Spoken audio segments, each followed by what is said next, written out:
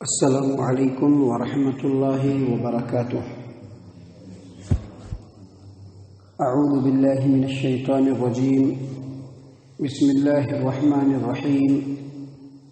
وَيَسْأَلُونَكَ عَنِ الْمَحِيضِ قُلْ هُوَ أَذًى فَاعْتَزِلُوا النِّسَاءَ فِي الْمَحِيضِ وَلَا تَقْرَبُوهُنَّ حَتَّى يَطْهُرْنَ فَإِذَا تَطَهَّرْنَ فَأْتُوهُنَّ مِنْ حَيْثُ أَمَرَكُمُ اللَّهُ إِنَّ اللَّهَ يُحِبُّ التَّوَّابِينَ وَيُحِبُّ الْمُتَطَهِّرِينَ نِسَاؤُكُمْ حَرْثٌ لَكُمْ فَأْتُوا حَرْثَكُمْ أَنَّىٰ شِئْتُمْ وَقَدِّمُوا لِأَنفُسِكُمْ وَاتَّقُوا اللَّهَ وَاعْلَمُوا أَنَّكُمْ مُلَاقُوهُ وَبَشِّرِ الْمُؤْمِنِينَ۔ محترم سامعین کرام، سورۃ البقرہ سورہ نمبر 2 اور اسی سورت سے ابھی آپ کے سامنے آیت نمبر 222 223 یہ دو آیات تلاوت کی گئی۔ اللہ تبارک و تعالیٰ نے فرمایا وَيَسْأَلُونَكَ عَنِ الْمَحِيضِ، اور اے محمد صلی اللہ علیہ وسلم لوگ آپ سے حیض کے بارے میں پوچھتے ہیں۔ قُلْ هُوَ أَذًى، آپ ان کو کہہ دیجئے کہ یہ گندگی ہے۔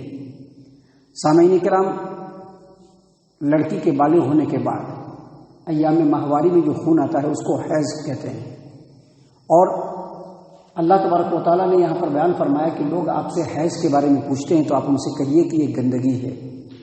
دراصل اذن کا مطلب صرف گندگی نہیں ہوتا ہے بلکہ تکلیف بھی ہوتی ہے اور بیماری بھی ہوتی ہے، اور میڈیکل سائنس کے حساب سے جو عورت حیض کی حالت میں ہوتی ہے وہ صحت سے دور اور بیماری سے قریب ہوتی ہے، پریشان کن حالت میں ہوتی ہے، اور اس کا اندازہ وہی لگا سکتے ہیں جن کے ساتھ وہ معاملہ ہوتا ہے۔ سامعین کرام، عورت کے جسم اور اس کے مزاج کے حساب سے جو حیض کی مدت ہے اس میں کمی بیشی بھی ہوتی ہے۔ اس کی کم مدت جو ہے وہ 3 دن اور زیادہ سے زیادہ مدت 9-10 دن ہوتی ہے، جو عورت کے عادت کے مطابق ہوتی ہے، اور اس بات کو عورتیں بخوبی سمجھتی ہیں۔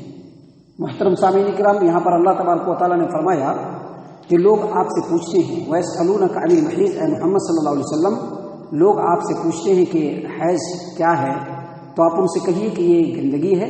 فَاعْتَزِلُوا النِّسَاءَ فِي الْمَحِيضِ وَلَا تَقْرَبُوهُنَّ حَتَّى يَطْهُرْنَ، حیض کی حالت میں عورتیں ہوں تو آپ ان سے دور رہیں۔ فَاعْتَزِلُوا النِّسَاءَ فِي الْمَحِيض یعنی حالت حیض میں جب عورت ہو تو آپ ان سے دور رہیں، اور آگے مزید فرمایا اللہ تبارک و تعالیٰ نے وَلَا تَقْرَبُوهُنَّ حَتَّى يَطْهُرْنَ، اور ان کے قریب بھی مت جاؤ جب تک کہ وہ پاک نہ ہو جائے۔ محترم سامعین کرام، یہاں پر حیض کی حالت میں ہو تو الگ رہو اور ان کے قریب بھی نہ جاؤ۔ ان دونوں کا جو مطلب ہے اللہ کے رسول صلی اللہ علیہ وسلم کے فرمان کی روشنی میں، اس کا مطلب یہ ہے کہ ان سے ضرورت پوری نہ کرو، ان سے صحبت نہ کرو، اس کے علاوہ جو دوسرے کام ہیں وہ کر سکتے ہیں، کھانا پینا، ساتھ میں رہنا، آپس میں بات چیت، گلے ملنا، لپٹا چپٹی، یہ سب کر سکتے ہیں، صرف ضرورت پوری نہیں کر سکتے۔ اس سلسلے میں مسند احمد کی روایت ہے کہ اللہ کے رسول صلی اللہ علیہ وسلم کے سامنے پوچھا گیا کہ یہودی لوگ حالت حیض میں اپنی بیوی کو اپنے گھر سے بھی الگ کر دیتے ہیں، اس کے لیے الگ گھر بنا دیتے ہیں، اس میں رکھتے ہیں، ان کے ہاتھ کا بنا ہوا کھانا پانی نہیں کھاتے، ان کے ساتھ بیٹھتے نہیں ہیں، تو ہم لوگ کیا کریں؟ تو اللہ تبارک و تعالیٰ نے یہ آیت کریمہ نازل فرمائی، اور اس کے بعد اللہ کے رسول صلی اللہ علیہ وسلم نے فرمایا اصنعوا کل شیء الا النکاح، یعنی مجامعت کے علاوہ، مقاربت کے علاوہ ہر کام کر سکتے ہو، یعنی رہنا سہنا ہے۔ یہ یہودیوں کی طرف سے نہیں، اصل میں یہ جو حیض کی عورتیں ہوتی ہیں حیض کی حالت میں، اس میں یہود و نصارہ دونوں نے افراط و تفریط کیا۔ یہودیوں نے کیا کیا؟ جیسا کہ مفسرین نے اپنی کتابوں کے اندر لکھا ہے، تفسیر کی کتابوں کے اندر، یہودیوں نے کیا کیا کہ جب ان کے گھر کی عورتیں حالت حیض میں ہوتی تھی تو ان کو الگ ہی گھر کر دیتے تھے، اپنے گھر میں نہیں رکھتے تھے، ان کے ہاتھ کا بنا ہوا کھانا پانی نہیں کھاتے تھے، ان کے بستر پر نہیں بیٹھتے تھے۔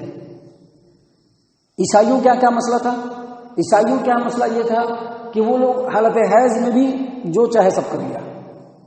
اللہ تبارک و تعالیٰ نے ان دونوں راستے کو منع کیا اور کہا کہ وہ گندگی ہے، اور گندگی کی حالت میں وہ نہیں ہونا ہے۔ ہاں، بیوی ہے، بیوی کے ساتھ رہ سکتے ہیں۔ سامعین کرام، آگے اللہ تبارک و تعالیٰ نے فرمایا وَيَسْأَلُونَكَ عَنِ الْمَحِيضِ، لوگ آپ سے حیض کے بارے میں پوچھتے ہیں، آپ ان سے کہہ دیجئے کہ یہ گندگی ہے۔ حیض کے دوران عورتوں سے دور رہو اور ان کے قریب نہ جاؤ یہاں تک کہ وہ پاک ہو جائیں۔ یعنی حیض کی مدت ختم ہو جائے۔ یاد رکھیے، حیض کی جب عورت حیض کی حالت میں ہو تو شرعی نقطہ نظر سے چند چیزیں ان کے لیے منع ہے۔ سب سے پہلی بات، ان کے لیے نماز پڑھنا بالکل منع ہے، یعنی جب حیض کی حالت میں ہوں گی تو نماز نہیں پڑھیں گی، اور حیض کی حالت میں جتنی بھی نمازیں چھوٹیں گی اللہ تبارک و تعالیٰ نے اپنے رحم و کرم سے اور عورت ذات کے اوپر مہربانی کرتے ہوئے اس نماز کو معاف کر دیا ہے کہ وہ نماز پھر دوبارہ ادا نہیں کرنا ہے، قضا نہیں کرنا ہے، پورا نہیں کرنا ہے۔ جو چھوٹ گیا حیض کی حالت میں وہ چھوٹ گیا۔ دوسری بات، وہ روزہ بھی نہیں رکھ سکتی، لیکن چھوٹے ہوئے روزے کو دوسرے دنوں میں پورا کرنا واجب ہے۔ تیسری بات، اگر بیت اللہ کا حج کرنے کے لیے یا عمرہ کرنے کے لیے گئے تو طواف جو ہوتا ہے نا کعبۃ اللہ کا، اس کے علاوہ سارے ارکان کر سکتے ہیں، صرف طواف نہیں کر سکتے ہیں۔ البتہ جو واجب طواف ہے اس کو کرنے کے لیے جب تک وہ پاک نہ ہو جائے ان کو مکۃ المکرمہ میں رکنا ہے، اور جب پاک ہو جائے تو اس کے بعد طواف کر کے پھر واپس آنا ہے۔ اسی طرح سے کعبۃ اللہ ہو یا کوئی بھی مسجد ہو، اس میں عورت داخل نہیں ہو سکتی ہے، کیونکہ وہ حالت پاکی کی حالت میں نہیں ہوتے، اس لیے مسجدوں میں یا کعبۃ اللہ میں کہیں بھی وہ داخل نہیں ہو سکتے ہیں۔ یہ جو قرآن کریم ہے ان کو چھو نہیں سکتے ہیں، البتہ اگر زبانی یاد ہے تو پڑھ سکتے ہیں، اور علماء کرام کے صحیح قول کے مطابق ہاتھ میں دستانہ لگا کر کے عورتیں قرآن کریم کو اٹھا بھی سکتی ہیں، چھو بھی سکتی ہیں۔ اور یہ قول صرف علماء کرام کا نہیں بلکہ یہ احادیث کی روشنی میں ہے، حدیثوں کی روشنی میں ہے کہ اگر دستانہ وغیرہ ہو یا کپڑا وغیرہ کے اوپر سے اگر چاہے تو مصحف کو یعنی قرآن کریم کو چھو سکتے ہیں۔ ایک بات اور یاد رکھا جائے کہ جو حیض ہوتا ہے، آپ ایک بات یاد رکھیے، یہ جو ہمارا درس ہے یہ ہماری جانکاری کے لیے ہے، اور یہ درس صرف یہی تک محدود نہیں ہے، بہت سارے احباب سننے والے ہیں، ان کے لیے بہت ساری ضروری باتیں ہیں، اور یہ اللہ کا کلام ہے جس میں اللہ نے ان باتوں کو بیان کیا ہے، علماء کرام نے اپنی کتابوں میں تفسیر بھی کیا ہے، اس لیے ہم ان باتوں کو آپ کے سامنے بالکل وضاحت کے ساتھ بیان کر رہے ہیں۔ ایک بات اور یاد رکھیے، حیض جو ہوتا ہے وہ ہر مہینے میں مخصوص ایام کے اندر جو خون آتا ہے وہ حیض ہوتا ہے۔ اس کے علاوہ عورت کو ایک بیماری بھی ہوتی ہے جس میں استحاضہ ہوتا ہے، یعنی استحاضہ کا خون، یہ حیض کے خون کے علاوہ ہوتا ہے۔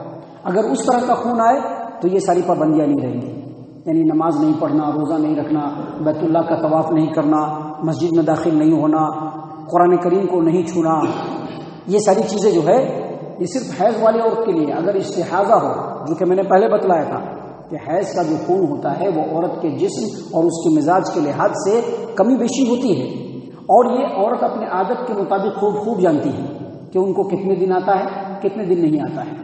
تو اس کی جو مدت ہے وہ 3 دن یا زیادہ سے زیادہ مدت 10 دن۔ اب اس کے بعد بھی اگر خون آتا ہے، تو وہ حیض کا خون کاؤنٹ نہیں ہوگا، اور اس میں وہ نماز بھی پڑھ سکتے ہیں، قرآن کریم بھی چھوڑ سکتے ہیں، شوہر کے ساتھ میل جول بھی ہو سکتا ہے۔ البتہ نماز پڑھنے کے لیے ان کو کیا کرنا چاہیے؟ دھونا چاہیے، اور دھو کر کے وہاں پر کپڑا ڈال لینا چاہیے، اور 2 نمازوں کو جمع کرنا چاہیے۔ حدیث میں ان باتوں کی کمپلیٹلی وضاحت ہے۔ محترم سامعین کرام، اللہ تبارک و تعالیٰ نے فرمایا کہ یسألونک عن المحیض، لوگ آپ سے حیض کے بارے میں پوچھتے ہیں، آپ ان سے کہیے یہ گندگی ہے، لہٰذا جب عورت حیض کی حالت میں ہو تو ان سے دور رہیے اور ان کے قریب نہ جائیے جب تک کہ وہ پاک نہ ہو جائے۔ آگے اللہ نے فرمایا فَإِذَا تَطَهَّرْنَ فَأْتُوهُنَّ مِنْ حَيْثُ أَمَرَكُمُ اللَّهُ، جب وہ پاک ہو جائے تو ان کے پاس اس طریقے سے جاؤ جیسا کہ اللہ نے حکم دیا ہے۔ کیا مطلب؟ اس کا مطلب مفسرین نے یہ بیان کیا ہے کہ اگر عورت کے حیض جب بند ہو جائے تو بند ہونے کے بعد ان کو غسل کرنا ضروری ہے۔ اس پر علماء کرام کا اتفاق ہے کہ غسل جب تک وہ نہیں کریں گے جب تک وہ پاک نہیں ہوں گے، اس لیے ان کو غسل کرنا ضروری ہے۔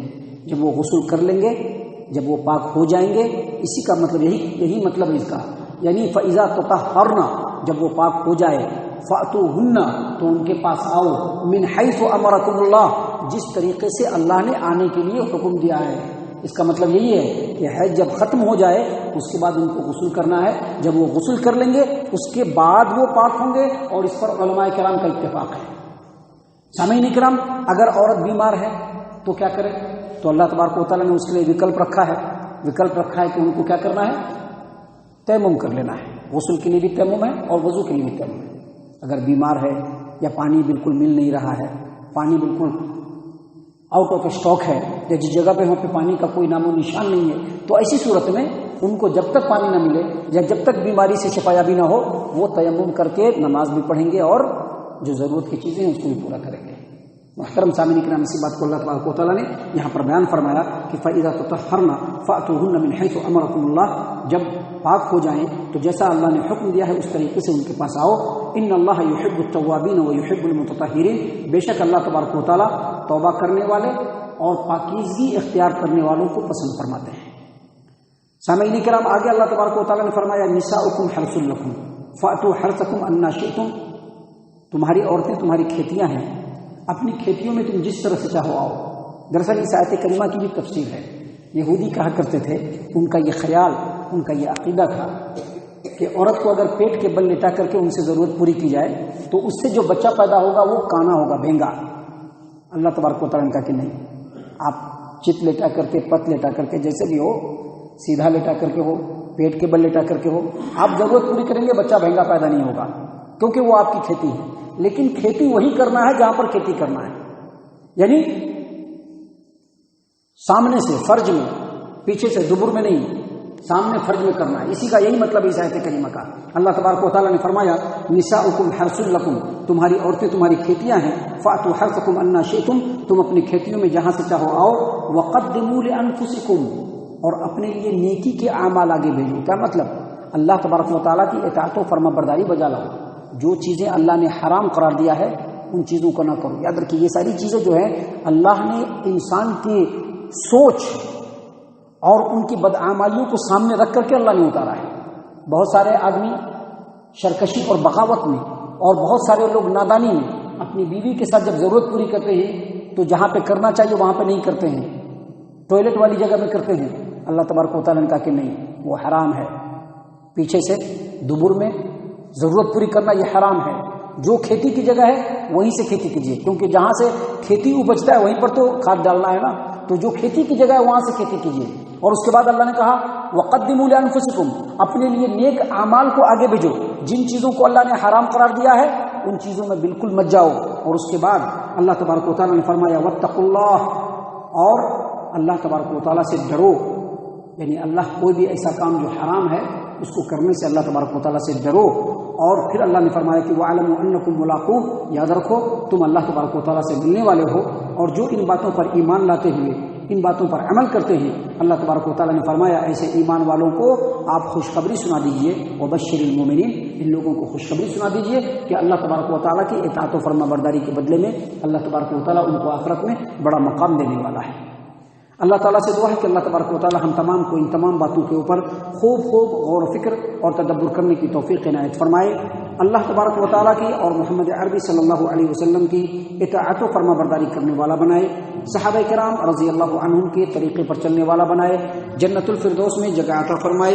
اے اللہ ہم تمام کو جہنم سے پناہ دے، اے رب العالمین ہم تمام کو جہنم سے پناہ دے، اے مالک الملک ہم تمام کو جہنم سے پناہ دے، آمین یا رب العالمین۔ وما علی